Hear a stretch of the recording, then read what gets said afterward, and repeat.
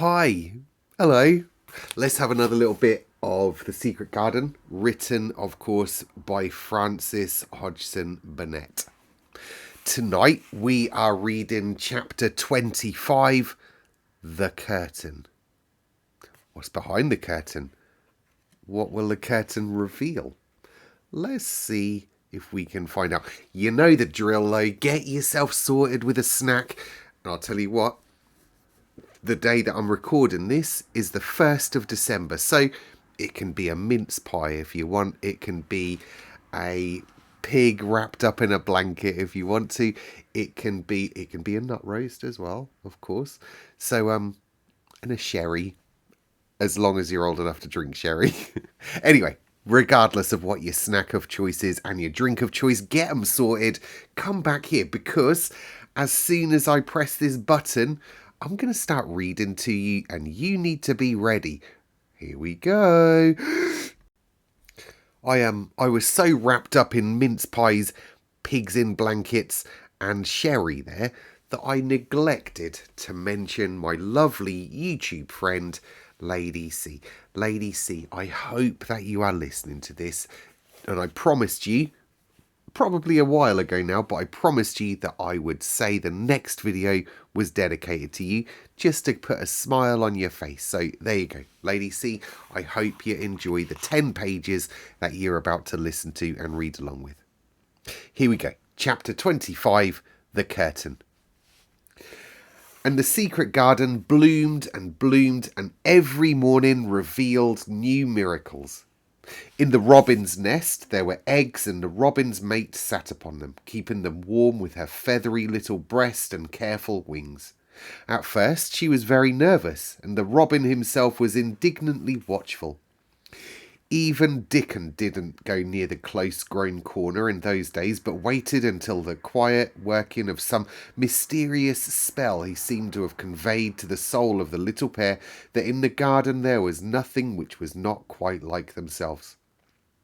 Nothing which did not understand the wonderfulness of what was happening to them, the immense, tender, terrible, heartbreaking beauty and solemnity of eggs.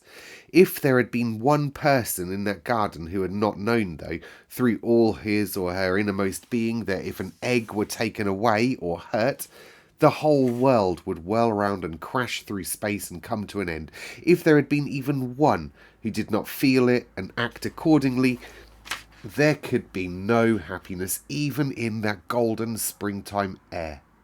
But they all knew it and felt it, and the robin and his mate knew that they knew it too. At first the robin watched Mary and Colin with sharp anxiety. For some mysterious reason he knew he need not watch Dickon. The first moment he set his dew-bright black eye on Dickon, he knew he was not a stranger, but a sort of robin without a beak or feathers. He could speak Robin, which is quite a distinct language, not to be mistaken for any other, and to speak Robin to a robin is like speaking French to a Frenchman. Dickon always spoke it to the robin himself, so the strange gibberish he used when he spoke to humans did not matter in the least. The robin thought he spoke his gibberish to them because they were not intelligent enough to understand feathered speech. His movements also were robin. They never startled one by being sudden enough to seem dangerous or threatening. Any robin could understand Dickon, so his presence was not even disturbing. But at the outset it seemed necessary to be on guard against the other two. In the first place, the boy creature did not come into the garden on his legs. He was pushed in on a thing with wheels, and the skins of wild animals were thrown over him. That in itself was doubtful. Then, when he began to stand up and move about, he did it in a queer, unaccustomed way, and the others seemed to have to help him. The robin used to secrete himself in a bush and watch this all anxiously, his head tilted first to one side and then onto the other. He thought that the slow movements might mean that he was preparing to pounce, as cats do. When cats are preparing to pounce, they creep over the ground very slowly. The The robin talked this over with his mate a great deal for a few days, but after that he decided not to speak of the subject because her terror was so great that he was afraid it might be injurious to the eggs. When the boy began to walk by himself and even to move more quickly, it was an immense relief.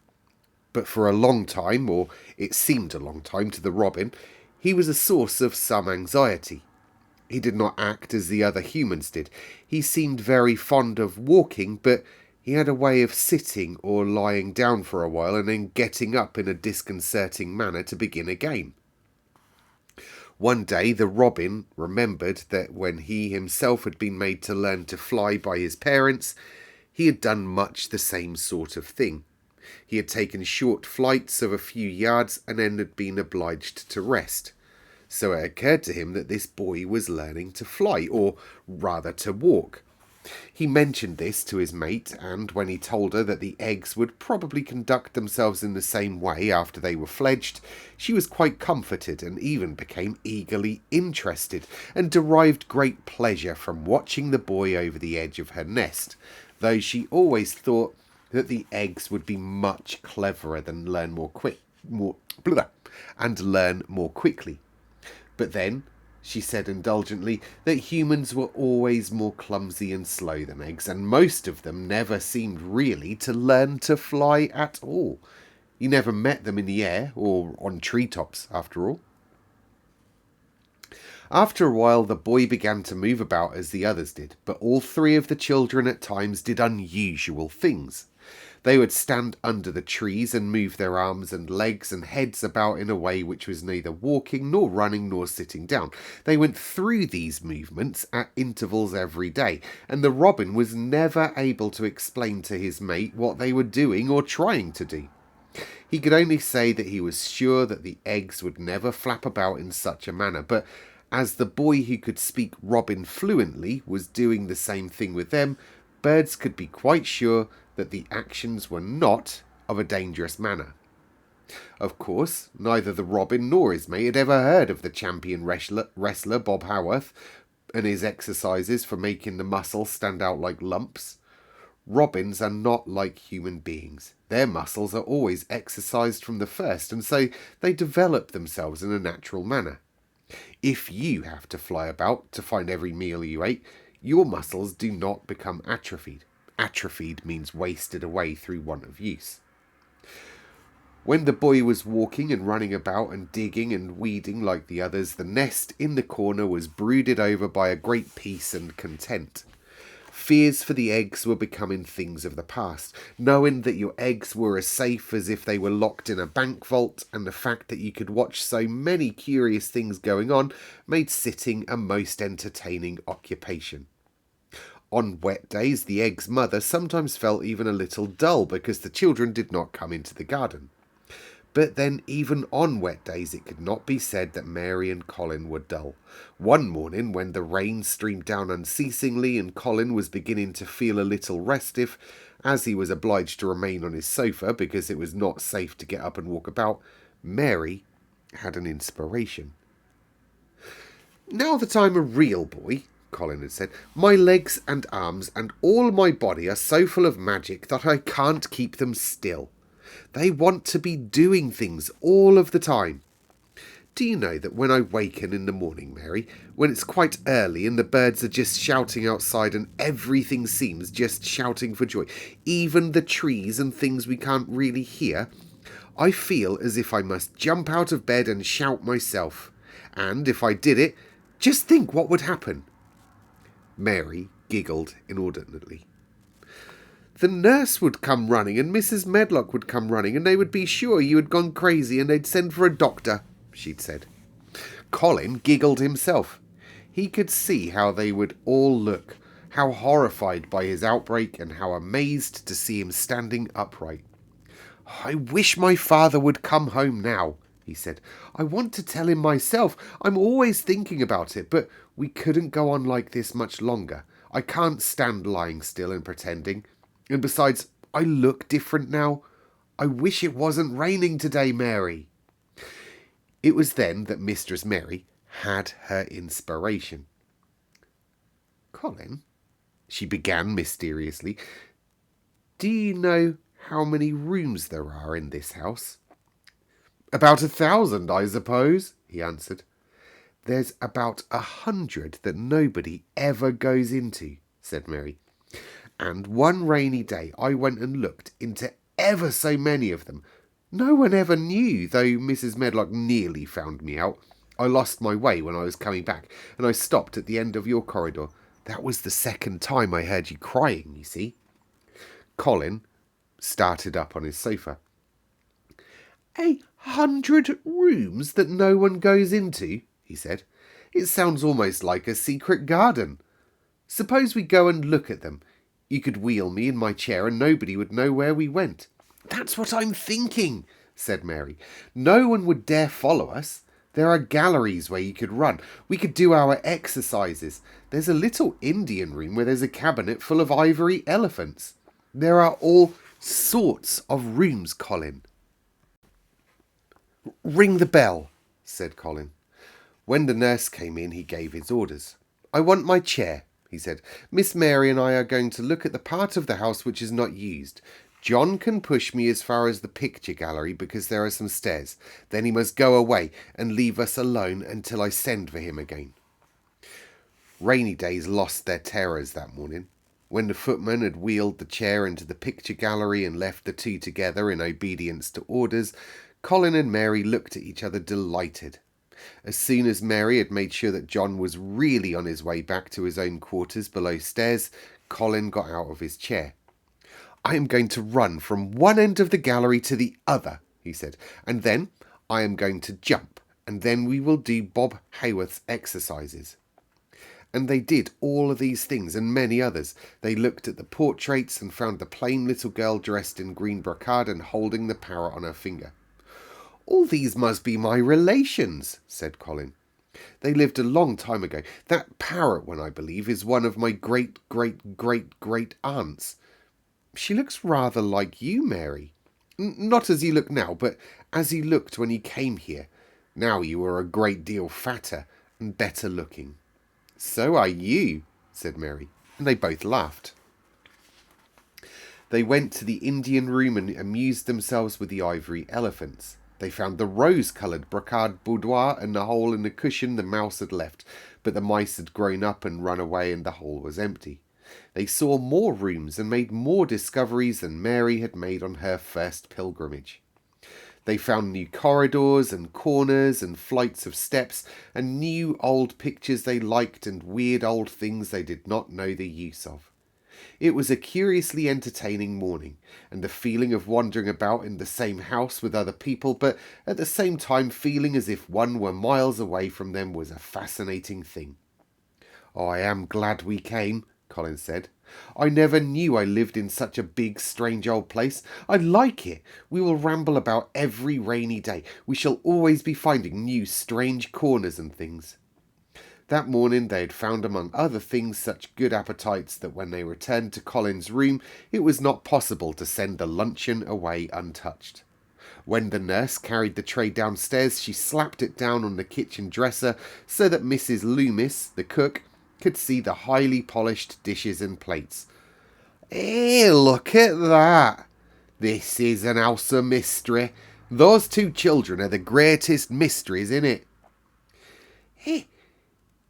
If they keep that up every day, said the strong young footman John, there'd be small wonder that he weighs twice as much today as he did a month ago. I should have to give up my place in time for fear of doing my muscles an injury. That afternoon Mary noticed that something new had happened in Colin's room. She'd noticed it the day before, but had said nothing because she thought the change might have made it by chance. She said nothing today, but she sat and looked fixedly at the picture over the mantel. She could look at it because the curtain had been drawn aside. That was the change she noticed. I know what you want me to tell you, said Colin, after she had stared a few minutes. I always know when you want me to tell you something. You are wondering why the curtain is drawn back. I'm going to keep it like that. Why? Asked Mary. Because it doesn't make me angry any more to see her laughing. I wakened when it was a bright moonlight 2 nights ago and felt as if the magic was filling the room and making everything so splendid that I couldn't lie still. I got up and I looked out of the window. The room was quite light and there was a patch of moonlight on the curtain, and somehow that made me go and pull the cord. She looked right down on me as if she were laughing because she was glad I was standing there. It made me like to look at her. I want to see her laughing like that all of the time. I think there must have been a sort of magic person, perhaps. You are like her now, said Mary, that sometimes I think you are her ghost made into a boy. That idea seemed to impress Colin. He thought it over and then answered her slowly. If I were a ghost, my father would be fond of me, he said. Do you want him to be fond of you? Inquired Mary. I used to hate it because he was not fond of me. If he grew fond of me, I think I should tell him about the magic. It might make him more cheerful. There you go. That was chapter 25. Next chapter, number 26. It's Mother. Whose mother? Colin's mother? Mary's mother? Dickon's mother. Whose mother? I don't know. How are you all? I'm okay. I don't have much to report, even though it's been another huge length of time. It's work. That's why I can never get here. Then on the weekends, I physically cannot get into the bedroom just because there's so much going on at home at the moment. So I am sorry, but tonight I was determined, no, I have to get up there. I have to get up there and record my story time. So here we are. The weather here is just rainy at the moment. I know that some places have got quite wintry conditions. Some places have got lovely conditions. The other night, so it was Thanksgiving for our American friends the other day. And the other day in kind of always at Thanksgiving time was one of my... I like wrestling, WWE. Other wrestlings are available, but you don't want to look at them. So yeah, every year at Thanksgiving time they have an event called the Survivor Series, and I remember that so well from when I was a boy. One year in particular, I'm pretty sure it was either 1992 or 1993. I think 1993. And I remember I was at my Nana and Grandad's house. It was a Friday night. For some reason, it had been on a Thursday night or something, Survivor Series. Why would they do it on a Thursday night? But anyway, it had been midweek. And yeah, it was a Friday night. I'd just finished, I think I must have been just starting high school at that time. Maybe about year 8 or year 9 at high school. And I was just in high school.